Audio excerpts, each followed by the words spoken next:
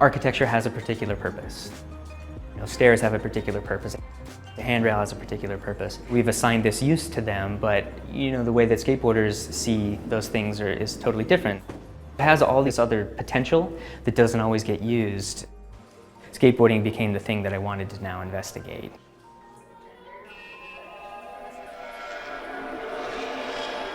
So I started skateboarding in, actual skateboarding in probably 1986. I was probably 12 years old and really haven't stopped since. So I'm going on almost 30 years of skateboarding. Skateboarding is a big part of what my artistic practice was in the beginning, but I wasn't so ready to talk about it in that way until about a couple of years ago, and I made the decision that I was just going to embrace the fact that skateboarding is a big part of what I do, and I want to sort of shift my focus to skateboarding rather than just using it as a place to begin. I love that there's a lot of simplicity in the work. I love that it speaks about the skateboard culture in a totally different way. It's not really coming from this very flashy look at the industry, which is really popular now. Instead, it's this kind of quiet moment of contemplation about the form and what comes out of this sport. Obviously there's the culture that surrounds skateboarding. There's plenty of artists that explore that culture, and I think they do it really well.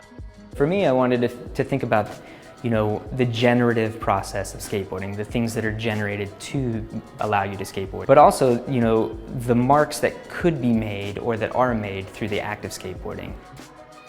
That's really what I'm interested in. It's less about the culture and more about the act of skateboarding. The two that are behind me right here really are about movement through these things that have been created for skateboarding. It's really thinking about how then do you get your skateboard to go up and over and through these things. The lines in here become representations of that movement.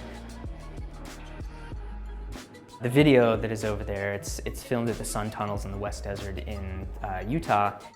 It's a famous earthwork by an artist named Nancy Holt, but it's these giant concrete cylinders that are laid down on the ground. It's, how do I move through this thing that's been put on the ground for one purpose, and how do I change that purpose?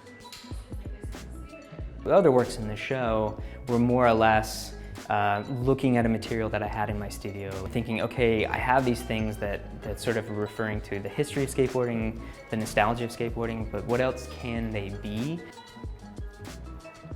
There's the cultural part of it too, and sort of maybe a little bit of the Peter Pan syndrome of not growing older, and skateboard guys that are 15 are still skateboard guys when they're close to 40. A lot of it actually had to do with the birth of my first son. It was watching the way he interacted with things that I already knew what their purpose was. It was watching him learn about what the world actually is that made me rethink about what my process was.